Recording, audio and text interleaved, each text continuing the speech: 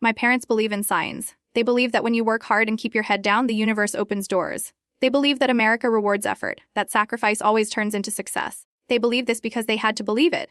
It was the only way to survive the first years after they arrived in the United States with 2 suitcases, thick accents, and a dream that felt bigger than their fear. And last Saturday, they threw me a graduation party for a medical degree I don't have. The banner was stretched across our living room wall, crooked but proud. The letters were red and blue, ordered online weeks ago. My mom taped tiny American flags to the corners. My dad stood back, hands on his hips, smiling like he had built the White House himself. I stood in the hallway, staring at the banner, my stomach twisting so tight it felt like it might fold in on itself. I dropped out of medical school 3 years ago. No one at that party knew. Not my parents. Not my aunts and uncles who flew in from 3 states away. Not the family friends who watched me grow up and told everyone I was going to be a doctor one day. Everyone except me believed I already was. My parents came to the US from India in the early 1990s. They didn't talk about the hard parts much, but I learned them anyway. I learned them in the way my dad worked double shifts at the gas station, in the way my mom saved plastic bags and reused aluminum foil, in the way they never bought anything just because they wanted it. Everything was for the future. Everything was for me. Growing up, our apartment was small, but my parents made it feel big with expectations. Education wasn't just important, it was sacred. Doctors, engineers, lawyers, those were the safe jobs. The respectable jobs, the jobs that meant you had made it in America. When I told them I wanted to be a doctor, they cried. I was 12, I didn't even know what being a doctor really meant. I just knew it made them proud. I liked that feeling. I chased it like oxygen. Through high school, AP classes, science fairs, late night studying while my friends went to parties.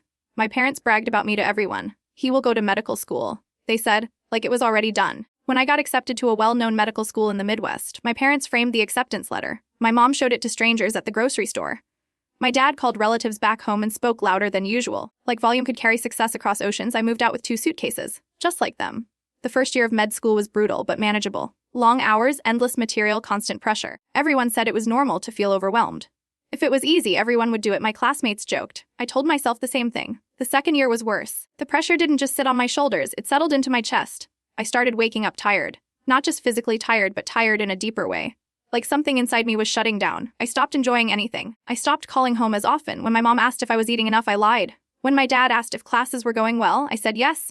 Then came the panic attacks. They hit me in the library, in the shower, on the bus. My heart would race, my hands would shake, and I'd feel like I couldn't breathe. I thought I was dying. The irony wasn't lost on me. I didn't tell my parents. In their world, mental health was something you powered through. Something that went away if you worked harder. By the middle of my 3rd year, I was barely holding on. I failed an exam. Then another. I started skipping lectures. I avoided classmates. I avoided mirrors. One night, alone in my apartment, I stared at my laptop screen and realized I couldn't do this anymore. Not because I wasn't smart enough, but because I was empty. I withdrew from medical school 2 weeks later. The email confirmation sat in my inbox, calm and professional, like it was just another class drop. My hands shook as I read it. I felt relief first, then terror. I didn't tell my parents. At first, I thought I'd take a break, maybe go back.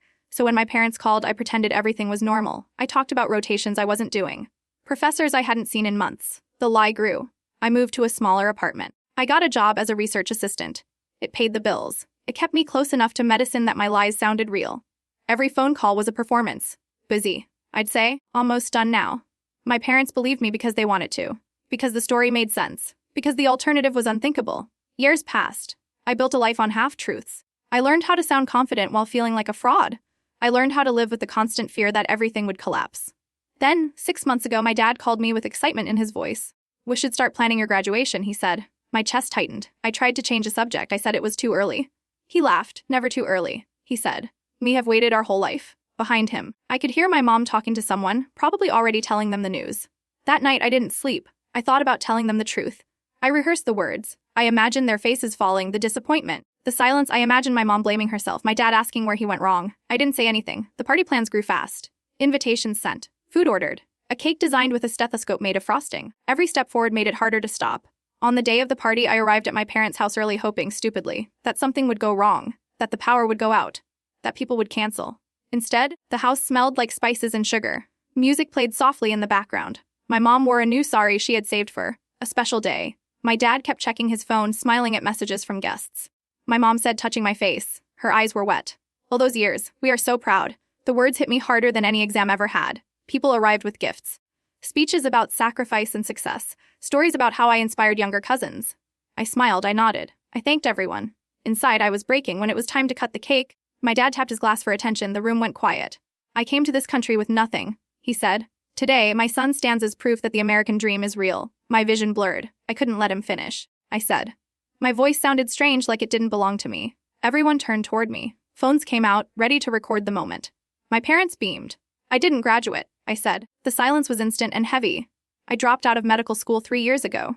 My mom's smile froze. My dad's hand slowly lowered from the glass. I kept talking because if I stopped, I'd lose my nerve. I was depressed. I didn't know how to tell you. I was afraid. I'm sorry. The room felt like it was shrinking. My mom sat down hard on the couch. My dad stared at the floor. No one spoke. No one moved. The end. The moment I lost them. Then my dad looked up. You were sick, he asked quietly. I nodded. Yes. He stood up and walked toward me. My heart pounded so loud I could hear it. He didn't yell. He hugged me tight. You should have told us, he said, his voice breaking. We came to this country so you would not suffer alone.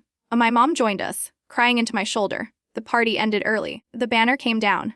But something else lifted. We talked late into the night. About fear. About expectations. About how dreams can change. I'm not a doctor. But I'm finally honest. And for the first time in years, I feel free.